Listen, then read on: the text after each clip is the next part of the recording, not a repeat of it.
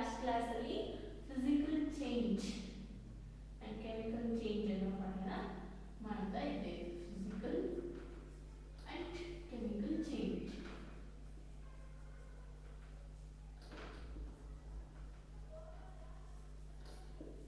Physical change ಅಂದರೆ ಏನು? ನಾನು ನಿಮಗೆ ಲಾಸ್ಟ್ ಕ್ಲಾಸಲ್ಲಿ ಹೇಳಿದ್ದೆ. ಫಿಸಿಕಲ್ ಪ್ರಾಪರ್ಟೀಸ್ನಲ್ಲಿ ಚೇಂಜಸ್ ಆಗುವಂಥದ್ದು. ಫಿಸಿಕಲ್ ಪ್ರಾಪರ್ಟೀಸ್ ಯಾವ್ಯಾವುದು? ಸೈಜು, ಶೇಪು, ಕಲರು ಮತ್ತು ಅದರ ಸ್ಟೇಟಲ್ಲಿ ಚೇಂಜ್ ಆಗೋದನ್ನು ನಾವು ಫಿಸಿಕಲ್ ಚೇಂಜ್ ಅಂತ ಕರಿತೀವಿ. ಆ್ಯಂಡ್ ಅದೇ ಥರ ಕೆಮಿಕಲ್ ಚೇಂಜ್ ಅಂದರೆ ಏನು ಆ್ಯಂಡ್ ಸಾಲ್ಟ್ ಅಂದರೆ ಏನು, ಕೆಮಿಕಲ್ ಚೇಂಜಲ್ಲಿ ಏನಾಗುತ್ತೆ ಅನ್ನೋದನ್ನೆಲ್ಲ ನಾನು ಮುಂದೆ ಹೇಳಿದೆ.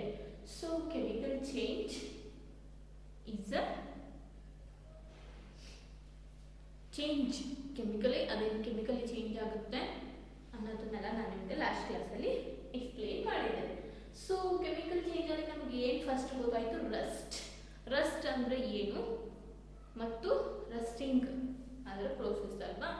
ರಸ್ಟ್ ಅಂದರೆ ಐರನ್ ಮೇಲೆ ಹೊರಗಿನ ಮಾಯಿಸ್ಟಿಂದ ರಿಯಾಕ್ಷನ್ ಆಗಿ ಬಂದಿರೋಂಥ ಬ್ರೌನ್ ಕಲರಿಂಗ್ನ ನಾವು ರಸ್ಟ್ ಅಂತ ಕರಿತೀವಿ. ಆ್ಯಂಡ್ ಆ ಪ್ರೋಸೆಸ್, ರಸ್ಟ್ ಹಿಡಿಯೋ ಅಂಥ ಪ್ರೋಸೆಸ್ನ ನಾವು ರಸ್ಟಿಂಗ್ ಅಂತ ಹೇಳ್ತೀವಿ.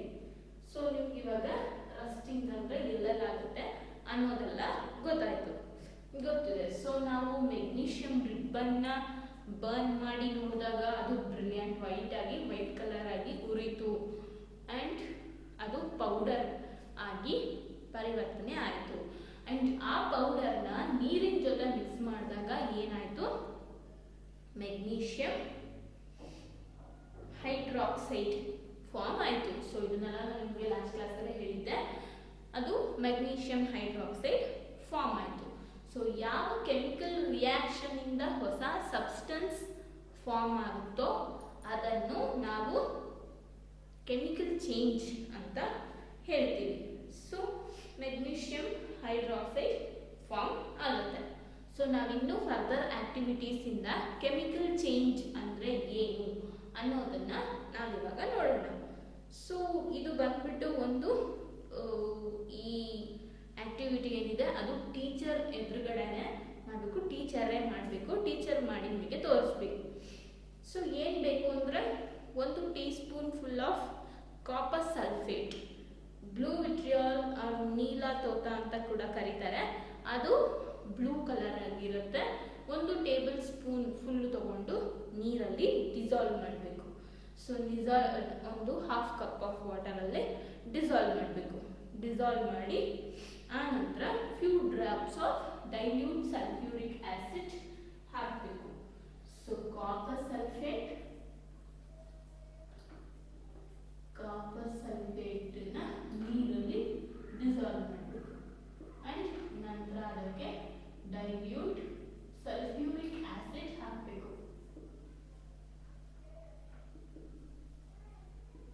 ಏನಾಗುತ್ತೆ ಆಗ? ಡೈಲ್ಯೂಟ್ ಸಲ್ಫ್ಯೂರಿಕ್ ಆಸಿಡ್ ಹಾಕಬೇಕು. ಹಾಕಿ ಸೊ ಈಗ ನಿಮಗೆ ಏನು ಸಿಗುತ್ತೆ ಅಂತಂದ್ರೆ ಒಂದು ಬ್ಲೂ ಕಲರ್ ಸೊಲ್ಯೂಷನ್ ಸಿಗುತ್ತೆ. Blue colour solution. ಕಾಪರ್ ಸಲ್ಫೇಟ್ನ ತಗೊಂಡ್ರಿ. ಕಾಪರ್ ಸಲ್ಫೇಟ್ಗೆ ನೀವು ನೀರು ಹಾಕಿ ಒಂದು ಗ್ಲಾಸಲ್ಲಿ ಡಿಸಾಲ್ವ್ ಮಾಡ್ಕೊಂಡ್ರಿ. ಆ ನೀರಿಗೆ ಕೆಲವು ಡ್ರಾಪ್ಸ್ ಆಫ್ ಡೈಲ್ಯೂಟ್ ಸಲ್ಫ್ಯೂರಿಕ್ ಆಸಿಡ್ನ ಹಾಕಿದ್ರಿ. ಹಾಕಿದಾಗ ಅದು ಬ್ಲೂ ಕಲರ್ ಆಗಿ ಆಗುತ್ತೆ. ಈಗ ಆ ಬ್ಲೂ ಕಲರ್ ಸೊಲ್ಯೂಷನ್ಗೆ ನೀವು ಅದನ್ನು ಒಂದು ಸ್ಮಾಲ್ ಟೆಸ್ಟ್ ಟ್ಯೂಬಲ್ಲೋ ಅಥವಾ ಸಣ್ಣ ಗ್ಲಾಸ್ನಲ್ಲೋ ತಗೊಂಡು ಅದಕ್ಕೆ ಒಂದು ಮೊಳೆ, ಐರನ್ ನೇಲ್ ಅಥವಾ ಯೂಸ್ಡ್ ಶೇವಿಂಗ್ ಬ್ಲೇಡ್ ಇರ್ಬೋದು, ಐರನ್ ನೇಲ್ ಇರ್ಬೋದು, ಅಂಥದ್ದು ಏನನ್ನಾದರೂ ಒಂದನ್ನು ಕಬ್ಬಿಣದ ತುಂಡನ್ನು ಈ ಸೊಲ್ಯೂಷನ್ಗೆ ಹಾಕಿ ಐರನ್ ನೇಲ್ ಅಥವಾ ಬ್ಲೇಡ್ ಅಥವಾ ಏನೋ ಒಂದು ಐರನ್ ಪೀಸ್, ಅದು ಒಟ್ಟಾರೆ ಕಬ್ಬಿಣದ ಪೀಸ್ ಆಗಿರಬೇಕು. ಏನೋ ಒಂದು ಕಬ್ಬಿಣದ ಪೀಸನ್ನು ಇದಕ್ಕೆ ನೀವು ಹಾಕಿ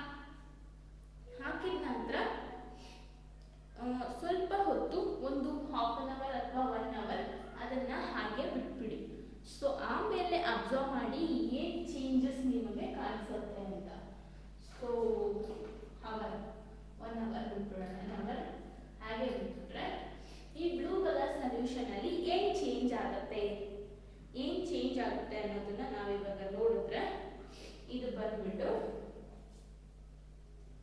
ಗ್ರೀನ್ ಕಲರ್ ಆಗಿರುತ್ತೆ ಮತ್ತು ಆ ನೇಲ್ಸ್ ಮೇಲೆ ಗ್ರೀನ್ ಕಲರ್ ಸೊಲ್ಯೂಷನ್ ಆಗಿರುತ್ತೆ ಮತ್ತು ಅಲ್ಲಿ ಒಂದು ಬ್ರೌನ್ ಕಲರ್ ಡೆಪಾಸಿಟ್ ಇರುತ್ತೆ. ಅಂದ್ರೆ ರಸ್ಟ್ ಹಿಡಿದಿರೋ ತರ ಅದ್ರ ಮೇಲೆ ಸ್ವಲ್ಪ ಬ್ರೌನ್ ಡೆಪಾಸಿಟ್ ಬಂದಿರುತ್ತೆ. ಓಕೆನಾ? ಈಗ ಅದೇನಾಯ್ತು, ಹೇಗಾಯ್ತು ಅನ್ನೋದನ್ನ ನಾವು ಇವಾಗ ಡೀಟೇಲ್ ಆಗಿ ನೋಡೋಣ. ಸೊ ಐರನ್ ಬ್ಲೇಡ್ ಮೇಲೆ ನಮಗೆ ಬ್ರೌನ್ ಕಲರ್ ಡೆಪಾಸಿಟ್ ಕಂಡು ಬಂದಿದೆ ಮತ್ತು ಬ್ಲೂ ಕಲರ್ ಇದ್ದ ಸೊಲ್ಯೂಷನ್ ಗ್ರೀನ್ ಕಲರ್ ಆಗಿದೆ. ಏನಕ್ಕೆ? ಏನು ಕಾರಣ? Why the colour of the solution is change to the green colour? ಯಾಕೆ ಚೇಂಜ್ ಆಗಿದೆ? ಬ್ಲೂ ಕಲರ್ ಸೊಲ್ಯೂಷನ್ ಗ್ರೀನ್ ಕಲರ್ಗೆ ಯಾಕೆ ಚೇಂಜ್ ಆಗಿದೆ?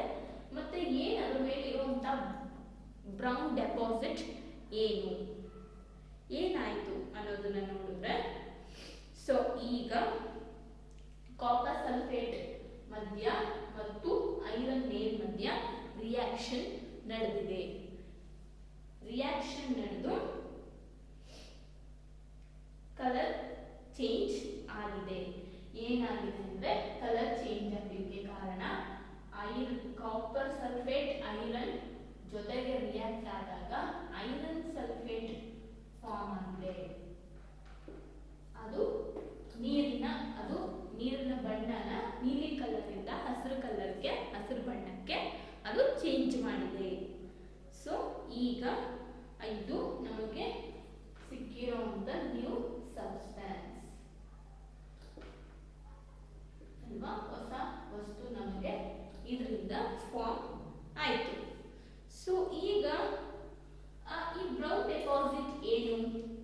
ಬ್ರೌನ್ ಡೆಪಾಸಿಟ್ ಯಾಕೆ ಬಂತು, ಏನದು ಅಂತ ಕೇಳಿದ್ರೆ, ಇದು ಕಾಪರ್. Brown deposit copper. ಈ ಕಾಪರ್ ಸಲ್ಫೇಟ್ ಅಲ್ಲಿ ಇದ್ದಿದ್ದು ಕಾಪರ್ ಬಂದ್ಬಿಟ್ಟು ಬ್ರೌನ್ ಡೆಪಾಸಿಟ್ ಆಗಿದೆ. ಮತ್ತೆ ಈ ಸಲ್ಫೇಟು ಮತ್ತೆ ಈ ಐರನ್ ಎರಡು ಸೇರಿ ಐರನ್ ಸಲ್ಫೇಟ್ ಆಗಿದೆ. ಸೊ ಐರನ್ ಸಲ್ಫೇಟ್ ಆಯ್ತು, ಆ ನಂತರ ಕಾಪರ್ ನಮಗೆ ಸಪರೇಟ್ ಆಗಿ ಬ್ರೌನ್ ಡೆಪಾಸಿಟ್ ಆಗಿ ಬಂತು. ಸೊ ಈಗ ನಿಮಗೆ ಅರ್ಥ ಆಯ್ತು ಹೊಸ ಸಬ್ಸ್ಟೆನ್ಸ್ ಯಾವ ರೀತಿ ಫಾರ್ಮ್ ಆಗುತ್ತೆ, ಕಲರ್ ಯಾವ ರೀತಿ ಚೇಂಜ್ ಆಗುತ್ತೆ ಅನ್ನೋದೆಲ್ಲ ಇವಾಗ ನಿಮಗೆ ಗೊತ್ತಾಯ್ತು. ಸೊ ಇನ್ನೊಂದು ಆಕ್ಟಿವಿಟಿ ಇದೆ, ಅದೇನು ಅಂದ್ರೆ ವಿನೇಗರ್ನ ಒಂದು ಟೆಸ್ಟ್ ಟ್ಯೂಬ್ ಅಲ್ಲಿ ತಗೋಬೇಕು. ಒಂದು teaspoon full of vinegar ಮನೆಯಲ್ಲಿರುತ್ತೆ. ಸೊ ವಿನೇಗರ್ ಎಲ್ಲ ಅಂಗಡಿಲೂ ಸುಲಭವಾಗಿ ಸಿಗುತ್ತೆ. ಒಂದು ಟೆಸ್ಟ್ ಟ್ಯೂಬ್ ಅಲ್ಲಿ ಸ್ವಲ್ಪ ಒಂದು table spoon full tea spoon full ಅಷ್ಟು ತಗೋಬೇಕು. ಅದಕ್ಕೆ ಒಂದು ಪಿಂಚ್ ಬೇಕಿಂಗ್ ಸೋಡಾ ಹಾಕಬೇಕು. ಹಾಕಿ ಈಗ ಏನಾಗ್ತಾ ಇದೆ ಅನ್ನೋದನ್ನ ನೀವು ತಕ್ಷಣ ಅಬ್ಸರ್ವ್ ಮಾಡಿದ್ರೆ ಸ್ವಲ್ಪ ಬಬಲ್ಸ್ ನೊರೆ ಬಂದಂಗೆ ಬಂದ್ಬಿಡುತ್ತೆ ಮತ್ತು ಒಂಥರ ಅಂತ ಸೌಂಡ್ ಆಗುತ್ತೆ, ಸೌಂಡ್ ಆಗುತ್ತೆ. ಸೊ ಅದು ಯಾಕೆ ಹಂಗಾಯ್ತು, ಬಬಲ್ಸ್ ಯಾಕೆ ಬಂತು ಅನ್ನೋದನ್ನ ನೀವು ಅಬ್ಸರ್ವ್ ಮಾಡಿ. ಆ ನಂತರ ಈಗ ನಾವು ಒಂದು ಫ್ರೆಶ್ಲಿ ಪ್ರಿಪೇರ್ಡ್ ಲೈಮ್ ವಾಟರ್ನ ಮಾಡಬೇಕು. ಸೊ ಲೈಮ್ ವಾಟರ್ ಹ್ಯಾಗ್ ಮಾಡೋದು ಅಂತ ನಾನು ನಿಮಗೆ ಹೇಳಿದ್ದೀನಿ, ಮತ್ತೆ ಈಗ ಕೂಡ ಹೇಳ್ತೀನಿ ನೋಡಿ. ಸುಣ್ಣ ಎಲೆ ಅಡಿಕೆಗೆ ಹಾಕೊಳ್ತೀವಲ್ಲ ಸುಣ್ಣ, ಆ ಸುಣ್ಣನ ಸ್ವಲ್ಪ ತಗೊಂಡು ವಾಟರಲ್ಲಿ ಡಿಸಾಲ್ವ್ ಮಾಡಿ ಅದನ್ನ ಸ್ವಲ್ಪ ಹೊತ್ತು ಸೆಟ್ಲ್ ಆಗೋದಕ್ಕೆ ಬಿಟ್ಟು ಅದರ ಅಡಿಯಲ್ಲಿ ಏನಾದರೂ ಮಣ್ಣು ಕಲ್ಲು ಅದೇನಾದರೂ ಇದ್ರೆ, ಸ್ಯಾಂಡ್ ಏನಾದರೂ ಇದ್ರೆ ಅದು ಅಡಿನಲ್ಲಿ ಸೆಟ್ಲ್ ಆಗುತ್ತೆ. ಮೇಲ್ಗಡೆ ನಿಂತಿರುವಂಥ ತಿಳಿ ನೀರನ್ನ ಇನ್ನೊಂದಕ್ಕೆ ತಗೊಂಡ್ರೆ ಅದೇ freshly prepared lime water. So ಆ ಲೈಮ್ ವಾಟರ್ನ ಮಾಡಿ ಏನು ಗ್ಯಾಸ್ ಬರ್ತಾ ಇರುತ್ತಲ್ಲ, ಹಿಸ್ ಅಂತ ಸೌಂಡ್ ಆಗಿ ಬಬಲ್ಸ್ ಬರ್ತಾ ಇದೆಯಲ್ಲ, ಆ ಗ್ಯಾಸ್ನ ಲೈಮ್ ವಾಟರ್ಗೆ ನೀವು ಟ್ರಾನ್ಸ್ಫರ್ ಮಾಡಿ. ಸೊ ಲೈಮ್ ವಾಟರ್ಗೆ ಏನಾಗುತ್ತೆ ಅಂತಂದ್ರೆ ಕ್ಯಾಲ್ಸಿಯಂ ಕಾರ್ಬೋನೇಟ್ ಫಾರ್ಮ್ ಆಗುತ್ತೆ. ಸೊ ಲೈಮ್ ವಾಟರು ನಾವು ತಿಳಿಯಾಗಿರುವಂಥ ನೀರು ತಗೊಂಡಿರ್ತೀವಿ, ಲೈಮ್ ವಾಟರು ಮಿಲ್ಕಿ ಆಗಿ ಟರ್ನ್ ಆಗುತ್ತೆ. ಸೊ ಏನು ವಿನೇಗರ್ ಪ್ಲಸ್ ವಿನೇಗರ್ಗೆ ಬೇಕಿಂಗ್ ಸೋಡಾ ಒಂದು ಪಿಂಚ್, ಇದು ಒಂದು ಟೀ ಸ್ಪೂನ್, ಇದು ಒಂದು ಪಿಂಚ್ ನಾವು ಆ್ಯಡ್ ಮಾಡಿದ್ರೆ ಸೌಂಡ್ ಅಂಡ್ ಏರ್ ಬಬಲ್ಸ್ ಬರುತ್ತೆ. ನೊರೆ ತರ ಆಗುತ್ತೆ, ಅಂತ ಝಿಮ್ ಸೌಂಡ್ ಆಗುತ್ತೆ. ಆದಾಗ ಇದರಲ್ಲಿ ಬರ್ತಾ ಇರುವಂತ ಗ್ಯಾಸ್ನ ಲೈಮ್ ವಾಟರ್ ಅಲ್ಲಿ ಪಾಸ್ ಮಾಡಿದಾಗ gas into lime water, pass the gas into lime water. What happens to lime water is lime water turns milky.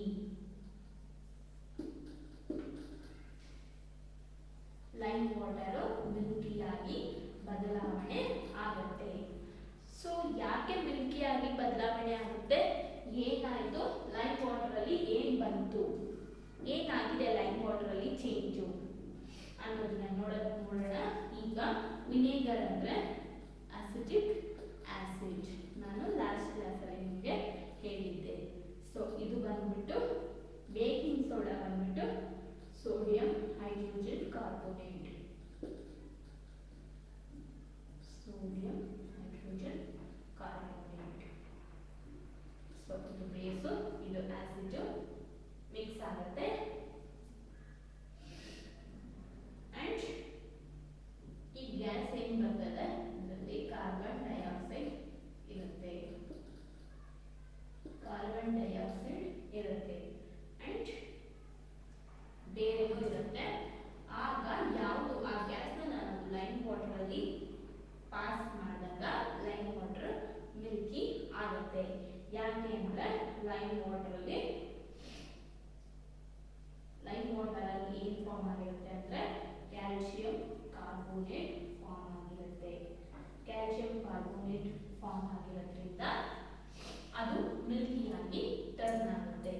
So lime water ಅಲ್ಲಿ ಕ್ಯಾಲ್ಸಿಯಂ ಇದೆ, ಲೈಮ್ ವಾಟರ್ ಇದು ಕ್ಯಾಲ್ಸಿಯಂ. ಸೊ ಕ್ಯಾಲ್ಸಿಯಂನ ನಾವು ಇಲ್ಲಿ ಏನ್ ಬಂದು carbon dioxide release ಆಯಿತು, calcium ಮತ್ತು carbon dioxide mix ಆಗಿ ಕ್ಯಾಲ್ಸಿಯಂ ಕಾರ್ಬೋನೇಟ್ ನಮಗೆ ಫಾರ್ಮ್ ಆಗುತ್ತೆ. ಓಕೆನಾ, ಕ್ಯಾಲ್ಸಿಯಂ ಕಾರ್ಬೋನೇಟ್ ಫಾರ್ಮ್ ಆಗುತ್ತೆ. ಸೊ ಇದರಿಂದ ನಮ್ಗೆ ಏನು ಗೊತ್ತಾಯ್ತು ಅಂತಂದ್ರೆ, ಸೊ ಇನ್ನ ಮುಂದೆ ಬೇರೆ ಚಾಪ್ಟರ್ಸ್ ಅಲ್ಲಿ ನಿಮಗೆ ಇದ್ರ ಬಗ್ಗೆ ಡೀಟೇಲ್ ಆಗಿ ಇದೆ. You will use it in chapter 10 to show that the air we breathe out is rich in carbon dioxide. So ನಾವು ಉಸಿರಾಟ ನಡೆಸಿದಾಗ ಕಾರ್ಬನ್ ಡೈಆಕ್ಸೈಡ್ನ ಎಕ್ಸೇಲ್ ಮಾಡ್ತೀವಿ. ಸೊ ಅದ್ರ ಬಗ್ಗೆ ಲೇಟೆಸ್ಟ್ ಚಾಪ್ಟರ್ ಇದೆ. Coming back to this portion, ಏನು ಅಂತ ಹೇಳಿದ್ರೆ ಈಗ ನಮಗೆ ಕ್ಯಾಲ್ಸಿಯಂ ಕಾರ್ಬೋನೇಟ್ ಫಾರ್ಮ್ ಆಗುತ್ತೆ, ಅದಕ್ಕೋಸ್ಕರನೇ ಲೈಮ್ ವಾಟರ್ ಮಿಲ್ಕಿಯಾಗಿ ಟರ್ನ್ ಆಗುತ್ತೆ ಅನ್ನೋದು ಇವಾಗ ಗೊತ್ತಾಯ್ತು. ಸೊ ಈಗ ಇಷ್ಟು ಆಕ್ಟಿವಿಟೀಸ್ ಅಲ್ಲಿ ಇದೊಂದು ಆಕ್ಟಿವಿಟಿ ಅಂಡ್ ನಿನ್ನೆ ನಾವು ಮೆಗ್ನೀಷಿಯಂ ರಿಬ್ಬನ್ನ ಬರ್ನ್ ಮಾಡಿದ್ದು ಅದೊಂದು ಆಕ್ಟಿವಿಟಿ ಅಂಡ್ ನಾವು ಸುಮಾರು ಆಕ್ಟಿವಿಟಿ ಮಾಡಿದ್ವಿ. ಈ ಆಕ್ಟಿವಿಟೀಸ್ನಲ್ಲೆಲ್ಲ ನಿಮಗೆ ಏನು ಗೊತ್ತಾಯ್ತು, ಒಂದು ಸಬ್ಸ್ಟೆನ್ಸು ಇನ್ನೊಂದು ಸಬ್ಸ್ಟೆನ್ಸ್ ಜೊತೆ ಮಿಕ್ಸ್ ಆದಾಗ ಹೊಸ ಸಬ್ಸ್ಟೆನ್ಸ್ ಫಾರ್ಮ್ ಆದರೆ ಅದನ್ನು ನಾವು ಕೆಮಿಕಲ್ ಚೇಂಜ್ ಅಂತ ಕರಿತೀವಿ. ಸೊ ನಾವು ಯಾವ್ಯಾವುದು ಮಾಡಿದ್ವಿ ಅಂತಂದ್ರೆ, ಮೆಗ್ನೀಷಿಯಂ ರಿಬ್ಬನ್ನ ಬರ್ನ್ ಮಾಡಿದ ತಕ್ಷಣ ಆ್ಯಶ್ ಅನ್ನು ಪ್ರೊಡ್ಯೂಸ್ ಆಯಿತು, ಅದು ಒಂದು ಹೊಸ ಸಬ್ಸ್ಟೆನ್ಸ್. ಆ್ಯಶ್ನ ವಾಟರ್ ಜೊತೆ ಮಿಕ್ಸ್ ಮಾಡಿದ ತಕ್ಷಣ ನಮಗೆ ಮೆಗ್ನೀಷಿಯಂ ಹೈಡ್ರಾಕ್ಸೈಡ್ ಫಾರ್ಮ್ ಆಯಿತು, ಅದು ಒಂದು ಹೊಸ ಸಬ್ಸ್ಟೆನ್ಸು. ಸೊ ಈ ಆಮೇಲೆ ಕಾಪರ್ ಸಲ್ಫೇಟ್ ಇಂದ ನಮಗೆ ಕಾಪರ್ ಸಲ್ಫೇಟ್ನ ನಾವು ಕಾಪರ್ ಸಲ್ಫೇಟ್ನಲ್ಲಿ ಡೈಲ್ಯೂಟ್ ಸಲ್ಫ್ಯೂರಿಕ್ ಆಸಿಡ್ ಹಾಕಿ ಐರನ್ ನೀರು ಹಾಕಿ ನಾವು ನೋಡಿದಾಗ ನಮಗೆ ಐರನ್ ಸಲ್ಫೇಟ್ ಫಾರ್ಮ್ ಆಯಿತು. ಸೊ ಅದು ಒಂದು ಹೊಸ ಸಬ್ಸ್ಟೆನ್ಸ್ ಫಾರ್ಮ್ ಆಯಿತು. ಸೊ ಕಾಪರ್ ಕೂಡ ಆ ಬ್ಲೇಡ್ ಮೇಲೆ ಅಥವಾ ನೀರ್ ಮೇಲೆ ಬ್ರೌನ್ ಡೆಪಾಸಿಟ್ ಆಗಿ ಕಾಪರ್ ಕೂಡ ನಮಗೆ ಸಿಕ್ಕಿತ್ತು. ಆ್ಯಂಡ್ ವಿನೇಗರ್ ಬೇಕಿಂಗ್ ಸೋಡಾನ ಹಾಕಿದಾಗ ಕಾರ್ಬನ್ ಡೈಆಕ್ಸೈಡ್ನ ಪ್ರೊಡ್ಯೂಸ್ ಮಾಡಿತು. ಆ್ಯಂಡ್ ಆ ಕಾರ್ಬನ್ ಡೈಆಕ್ಸೈಡ್ನ ನಾವು ಲೈಮ್ ವಾಟರ್ ಪಾಸ್ ಮಾಡಿದ್ರಿಂದ ಕ್ಯಾಲ್ಸಿಯಂ ಕಾರ್ಬೋನೇಟ್ ಫಾರ್ಮ್ ಆಯಿತು, ಅದರಿಂದ ಲೈಮ್ ವಾಟರ್ ಮಿಲ್ಕಿಯಾಗಿ ಟರ್ನ್ ಆಯಿತು ಅಲ್ವಾ. ಇದರಿಂದ ನಿಮ್ಗೆ ಏನು ಗೊತ್ತಾಗ್ತದೆ ಅಂತಂದರೆ, ನಾವು ಮಾಡಿದ್ದೆಲ್ಲ ಆಕ್ಟಿವಿಟೀಸ್ನಲ್ಲೂ ನಾವು ಒಂದು ಕೆಮಿಕಲ್ ಜೊತೆ ಮಿಕ್ಸ್ ಮಾಡಿದಾಗ ಹೊಸ ಸಬ್ಸ್ಟೆನ್ಸ್ ಫಾರ್ಮ್ ಆಯಿತು, ಹೊಸ ಸಬ್ಸ್ಟೆನ್ಸ್ ಫಾರ್ಮ್ ಆಗ್ತಾ ಹೋಯಿತು. ಸೊ ಇದನ್ನ ನಾವು ಕೆಮಿಕಲ್ ಚೇಂಜ್ ಅಂತ ಕರಿತೀವಿ. A change in which one or more new substance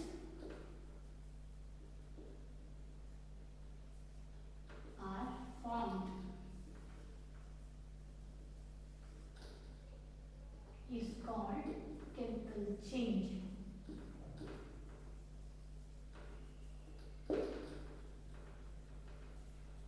ಗೊತ್ತಾಯ್ತಾ ನಿಮಗೆ ಕೆಮಿಕಲ್ ಚೇಂಜ್ ಅಂದ್ರೆ ಏನು ಅಂತ? ನಾವು ಯಾವ ಚೇಂಜ್ ಅಲ್ಲಿ ನಾವು ಒಂದು ಅಥವಾ ಹೆಚ್ಚಿನ ಹೊಸ ಸಬ್ಸ್ಟೆನ್ಸ್ಗಳು, ನ್ಯೂ ಸಬ್ಸ್ಟೆನ್ಸ್ಗಳು ಫಾರ್ಮ್ ಆಗುತ್ತೋ ಆ ಚೇಂಜ್ ಅನ್ನ ನಾವು ಕೆಮಿಕಲ್ ಚೇಂಜ್ ಅಂತ ಕರಿತೀವಿ. ಅಂಡ್ ಕೆಮಿಕಲ್ ಚೇಂಜ್ ಅನ್ನ ನಾವು chemical change is also called as chemical reaction.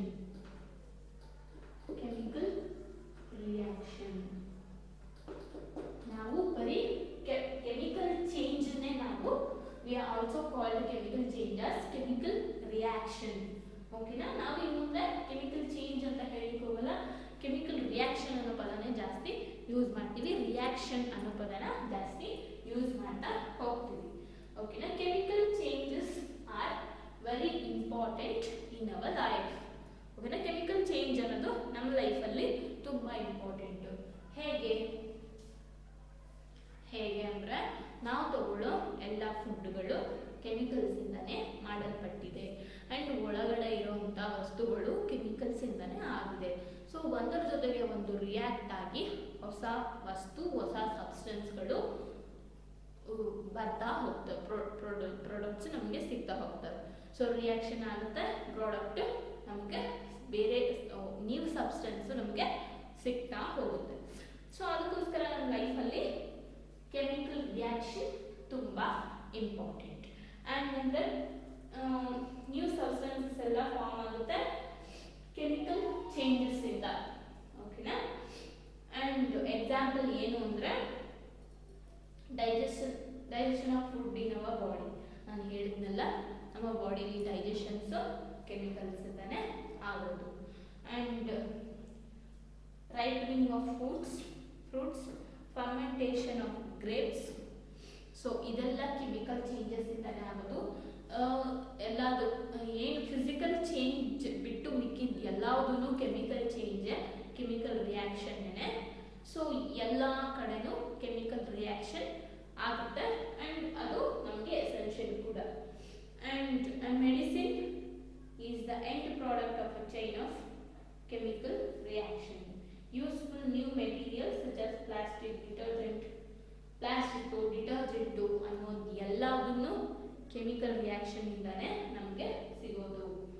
And indeed every new material is discovered by studying chemical changes.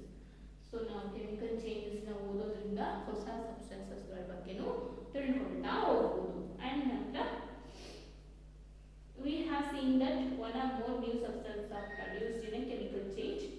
So new substance form ಆಗುತ್ತೆ ಅನ್ನೋದು ನಮಗೆ ಇವಾಗ ಗೊತ್ತಾಯ್ತು. ಸೊ ಇನ್ನು ಕೆಲವೊಂದು ಬರೀ ನ್ಯೂ ಸಬ್ಸ್ಟೆನ್ಸ್ ಅಲ್ಲದೆ ಅದ್ರ ಜೊತೆ ಬೇರೆದು ರಿಲೀಸ್ ಆಗುತ್ತೆ, ಬೇರೆ ಕೂಡ ಅದ್ರ ಜೊತೆ ನ್ಯೂ ಪ್ರಾಡಕ್ಟ್ಸ್ ಬರುತ್ತೆ. ಅದು ಏನು ಅಂದರೆ heat, light R any other radiation, ultraviolet rays for example may be given off or absorbed. So ಏನಾಗುತ್ತೆ ಅಂದರೆ ನಾವು ಒಂದು ಆಸಿಡ್ ಬೇಸ್ನ ನಾವು ರಿಯಾಕ್ಷನ್ ಮಾಡಿದಾಗ ನಮಗೆ ಅಲ್ಲಿ ಹೀಟ್ ಪ್ರೊಡ್ಯೂಸ್ ಆಗುತ್ತೆ. ಆ್ಯಂಡ್ ನಾವು ಮೆಗ್ನೀಷಿಯನ್ ರಿಬ್ಬನ್ನ ಬರ್ನ್ ಮಾಡಿದಾಗ ನಮಗೆ ಲೈಟ್ ಪ್ರೊಡ್ಯೂಸ್ ಆಯಿತು. ಸೊ ಈ ಥರ ಹೀಟು ಅಥವಾ ಲೈಟು ಬೇರೆ ಯಾವುದಾದ್ರೂ ರೇಡಿಯೇಷನ್ ಕೂಡ ನಮಗೆ ಪ್ರೊಡ್ಯೂಸ್ ಆಗಬಹುದು. ಸೊ ನಮಗೆ ಸೌಂಡ್ ಕೂಡ ಪ್ರೊಡ್ಯೂಸ್ ಆಗ್ಬೋದು. ಸೊ ನಮಗಿಲ್ಲಿ ಹಿಸ್ಸಿಂಗ್ ಸೌಂಡ್ ನಮಗೆ ಕೇಳಿಸ್ತು. ಸೊ ಸೌಂಡ್ ಕೂಡ ಪ್ರೊಡ್ಯೂಸ್ ಆಗುತ್ತೆ. And A change in smell may be takes place or a new smell may be given off. So ನಾವು ಕೆಮಿಕಲ್ನ ಮಿಕ್ಸ್ ಮಾಡಿದಾಗ ನಮಗೆ ಬೇರೆ ಬೇರೆ ಥರದ ಸ್ಮೆಲ್ ಕೂಡ ಬರಬಹುದು. ಓಕೆನಾ. ನಂತರ ಕಲರ್ ಕೂಡ ಚೇಂಜ್ ಆಗುತ್ತೆ. ಸೊ ನಾವು ಇದರಲ್ಲಿ ನೋಡಿದ್ವಲ್ಲ, ಬ್ಲೂ ಕಲರ್ ಇದೆ ಸೊಲ್ಯೂಷನ್, ಗ್ರೀನ್ ಕಲರ್ ಆಗಿ ಟರ್ನ್ ಆಯಿತು. ಸೊ ಕಲರ್ ಕೂಡ ಚೇಂಜ್ ಆಗುತ್ತೆ. And gas also formed. ನೋಡಿ ನಮಗೆ ಇದರಲ್ಲಿ ಇದು ನಾವು ವಿನೇಗರ್ನ ಬೇಕಿಂಗ್ ಸೋಡಾನ ಮಿಕ್ಸ್ ಮಾಡಿದಾಗ ನಮಗೆ ಕಾರ್ಬನ್ ಡೈಆಕ್ಸೈಡ್ ಗ್ಯಾಸ್ ಫಾರ್ಮ್ ಆಯಿತು. A gas may be formed. So let us look at some examples. So ಏನು you saw that burning of magnesium timber is a chemical change. Burning of coal, wood or leaves is also a chemical change. So ನಾವು ಮರದ ತುಂಡನ್ನು ಉರಿಸೋದಾಗಿರ್ಬೋದು, ಇದ್ಲನ್ನ ಉರಿಸೋದಾಗಿರ್ಬೋದು, ಅದೆಲ್ಲನೂ ಸಹ chemical ಚೇಂಜೇನೆ. And in fact burning of any substance is a chemical change. So ನಾವು ಯಾವ ಸಬ್ಸ್ಟೆನ್ಸ್ನ ಬರ್ನ್ ಮಾಡಿದ್ರು ಅದನ್ನ ಕೆಮಿಕಲ್ ಚೇಂಜ್ ಅಂತಾನೆ ಹೇಳೋದು. So burning is always accompanied by heat, productivity of heat. So ನಾವು ಯಾವಾಗ ಬರ್ನ್ ಮಾಡಿದ್ರು ಆಬ್ವಿಯಸ್ಲಿ ಅಲ್ಲಿ ನಮಗೆ ಹೀಟ್ ಪ್ರೊಡ್ಯೂಸ್ ಆಗೇ ಆಗಿರುತ್ತೆ. And explosion of a fire work is also A chemical change. So ನಾವೇನು ಕ್ರ್ಯಾಕರ್ಸ್, ಪಟಾಕಿಗಳು ಹೊಡಿತೀವಲ್ಲ, ಅದು ಎಲ್ಲನೂ ಸಹ ಕೆಮಿಕಲ್ ಚೇಂಜ್.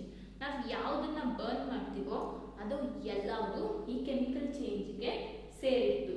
ಸೊ ಈಗ ಎಕ್ಸ್ಪ್ಲೋಷನಲ್ಲಿ ನಮಗೆ ಏನಾಗುತ್ತೆ, ನಾವು ಏನನ್ನಾದರೂ you know that such an explosion produces heat, light, sound and unpleasant gases. So ಏನು ಅಂದರೆ ನಾವು ಒಂದು ಪಟಾಕಿ ಹೊಡೆಯೋದ್ರಿಂದ ಏನಾಗುತ್ತೆ, ಜೋರಾಗಿ ಸೌಂಡ್ ಬರುತ್ತೆ. ಸೊ ಅದರಿಂದ ಹೊಗೆ ಗ್ಯಾಸ್ ಫಾರ್ಮ್ ಆಗುತ್ತೆ. ಸೊ ಗ್ಯಾಸ್ ಫಾರ್ಮ್ ಆಯಿತು, ಹೊಗೆ ಬಂತು, ಆ್ಯಂಡ್ ಅದೇ ಹೊಗೆ gas both the same, and sound ಬಂತು, ಆ್ಯಂಡ್ ಅಲ್ಲಿ ಕೆಮಿಕಲ್ ಚೇಂಜ್ ಆಯಿತು, ಹೀಟ್ ಪ್ರೊಡ್ಯೂಸ್ ಆಯಿತು, ಲೈಟ್ ಪ್ರೊಡ್ಯೂಸ್ ಆಯಿತು, and gases that pollute the atmosphere. So ನಮ್ಮ ಸುತ್ತಮುತ್ತಲಿನ ವಾತಾವರಣನ ಆ ಹೊಗೆ, ಆ ಸೌಂಡು, ಹೀಟು, ಲೈಟು ಎಲ್ಲ ನಮ್ಮ ಸುತ್ತಮುತ್ತಲಿನ ವಾತಾವರಣನ ಹದಗೆಡಿಸುತ್ತೆ. ಓಕೆನಾ. ಈಗ ಅದಕ್ಕೆ ನಮಗೆ ಹೇಳ್ತಾರೆ ನಾವು ಜಾಸ್ತಿ ಪಟಾಕಿಗಳನ್ನ ಹೊಡಿಬಾರ್ದು, ನಮ್ಮ ವಾತಾವರಣ ಕಲುಷಿತ ಆಗುತ್ತೆ. ಸೊ ಏನಂದರೆ ನಮ್ಮ ಸುತ್ತಮುತ್ತಲಿನ ವಾತಾವರಣನೇ ಕೊಳಕಾಗುತ್ತೆ, ಗಲೀಜಾಗುತ್ತೆ. ಆ ಅನ್ಪ್ಲೆಸೆಂಟ್ ಗ್ಯಾಸಸ್ ಏನು ಬರುತ್ತೆ, ಆ ಗ್ಯಾಸ್ನ ಇನ್ಹೇಲ್ ಮಾಡೋದ್ರಿಂದ ನಮಗೇನೆ ಆರೋಗ್ಯಕ್ಕೆ ತೊಂದರೆಗಳು ಆಗಬಹುದು ಅಲ್ವಾ. And when food gets spoiled it produces a foul smell ಅಲ್ವಾ. ಯಾವುದಾದ್ರೂ ಊಟನ ಇಟ್ಟಾಗ ಅದು ಊಟ ಹಳಸಿದ್ರೆ, ಅದು ಕೆಟ್ಟೋಗಿದ್ರೆ ಒಂಥರ ವಾಸನೆ ಬರುತ್ತೆ. ಆ ವಾಸನೆ ಚೆನ್ನಾಗಿರೋದಿಲ್ಲ. ಆ್ಯಂಡ್ ಆ ವಾಸನೆನ ನಾವು ಏನಂತ ಹೇಳ್ತೀವಿ, ಅದನ್ನು ಕೂಡ ನಾವು ಕೆಮಿಕಲ್ ಚೇಂಜ್ ಅಂತ ಹೇಳ್ತೀವಿ. ಸೊ ಕೆಮಿಕಲ್ ಚೇಂಜ್ ಅಂತಾನೆ ನಾವು ಅದನ್ನು ಸಹ ಹೇಳೋದು. ಆ್ಯಂಡ್ ನಂತರ ಒಂದು ಆ್ಯಪಲ್ನ ನಾವು ಆ್ಯಪಲ್ನ ಕಟ್ ಮಾಡಿ ತಿಂದೇನೆ ತುಂಬ ಹೊತ್ತು ಇಟ್ಬಿಟ್ರೆ ಏನಾಗುತ್ತೆ, ಆ್ಯಪಲ್ಲು ಬ್ರೌನ್ ಕಲರ್ ಆಗಿ ಆಗ್ಬಿಟ್ಟಿರುತ್ತೆ ಅಲ್ವಾ. ಅದನ್ನು ನಾವು ಕಲರಲ್ಲಿ ಚೇಂಜ್ ಆಗಿರುತ್ತೆ. ಸೊ ಫ್ರೆಶ್ ಆಗಿ ಕಟ್ ಮಾಡಿದ್ರೆ ಅದು ಸ್ವಲ್ಪ ಹೊತ್ತು ಚೆನ್ನಾಗೇ ಇರುತ್ತೆ. ಬಟ್ ಅದು ಸ್ವಲ್ಪ ಹೊತ್ತು ನಾವು ಹಾಗೆ ಇಟ್ಬಿಟ್ರೆ ಅದೇನಾಗುತ್ತೆ, ಅದರ ಕಲರ್ ಚೇಂಜ್ ಅಂತ ಹೋಗುತ್ತೆ. ಆ್ಯಂಡ್ ಪೊಟ್ಯಾಟೊ ಇರ್ಬೋದು, ಏನು ಬದನೆಕಾಯಿ, ಬ್ರಿಂಜಾಲ್ ಇರ್ಬೋದು, ಆ್ಯಂಡ್ ಅದೆಲ್ಲನೂ ಸಹ ಇದೇ ಥರ ಕೆಮಿಕಲ್ ಆಗುತ್ತೆ ಅಲ್ವಾ. ಆದರೆ ಅದು ಫಿಸಿಕಲ್ ಚೇಂಜ್, ಅದು ಕೆಮಿಕಲ್ ಚೇಂಜ್ ಅಲ್ಲ. ಸೊ ಆಲೂಗಡ್ಡೆನ ಕುಯ್ದಾಗ, ಆ್ಯಪಲ್ ಕುಯ್ದಾಗ, ಬದನೆಕಾಯಿನ ಕುಯ್ದು ಸ್ವಲ್ಪ ಹೊತ್ತಿಟ್ಟಾಗ ಅದು ಕಪ್ಪಾಗುತ್ತಲ್ಲ, ಅದು ಕೆಮಿಕಲ್ ಚೇಂಜ್ ಅಲ್ಲ, ಅದು ಫಿಸಿಕಲ್ ಚೇಂಜ್. ಯಾಕೆಂದರೆ ಅದರಲ್ಲಿ ಹೊಸ ಸಬ್ಸ್ಟೆನ್ಸ್ ಏನು ಫಾರ್ಮ್ ಆಗೋದಿಲ್ಲ. So change in colour is a physical change. Because of the physical properties, we are saying that is a physical change. ಓಕೆನಾ. ಇವಾಗ ಒಂದು ಏನು ಪ್ರೊಟೆಕ್ಟಿವ್ ಶೀಲ್ಡ್ ಬಗ್ಗೆ ಕೊಟ್ಟಿದ್ದಾರೆ. You must heard of the ozone layer in our atmosphere. It protects us from the ultraviolet radiation which comes from the sun. So ಏನು ಅಂದರೆ ನಮ್ಮ atmosphere, ನಮಗೆ ಅಟ್ಮಾಸ್ಫಿಯರ್ ಎಷ್ಟಿದೆ ಅಂತ ನಮಗೆ ಗೊತ್ತು. ನಮ್ಮ ಭೂಮಿಯಿಂದ ಕೆಲವು ಕಿಲೋಮೀಟರ್ ತನಕ ಅಟ್ಮಾಸ್ಫಿಯರ್ ಕವರ್ ಆಗಿದೆ. ಸೊ ನಾವಿರೋದು ಅಟ್ಮಾಸ್ಫಿಯರಲ್ಲಿ. ಸೊ ಅಟ್ಮಾಸ್ಫಿಯರ್ ಮೇಲೆ ಓಝೋನ್ ಲೇಯರ್ ಇದೆ.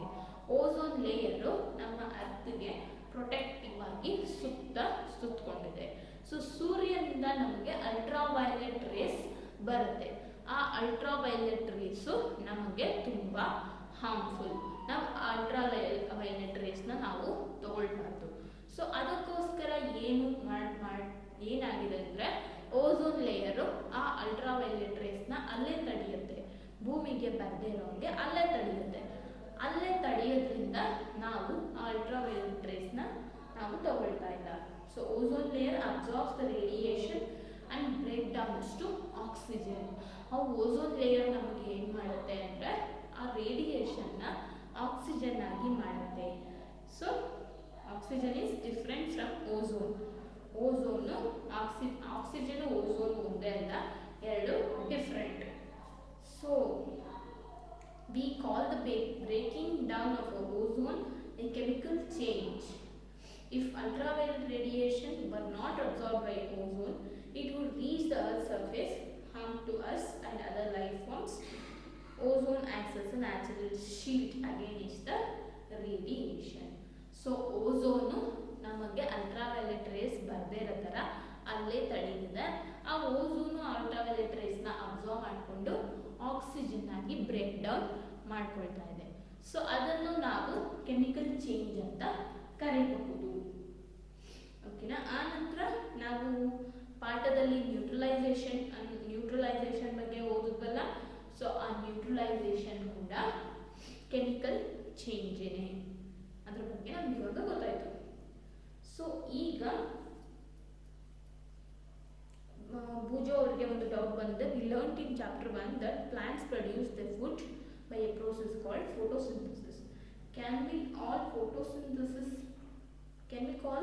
photosynthesis a chemical change ಅಂತ ಪಹಲೆ ಹೇಳ್ತಾರೆ. Even digestion is a chemical change ಅಂತ. ಸೊ ಫೋಟೋಸಿಂಥಸಿಸ್ನ ನಾವು ಕೆಮಿಕಲ್ ಚೇಂಜ್ ಅಂತ ಕರಿಬಹುದಾ ಅಂತ ಕೇಳ್ತಾರೆ.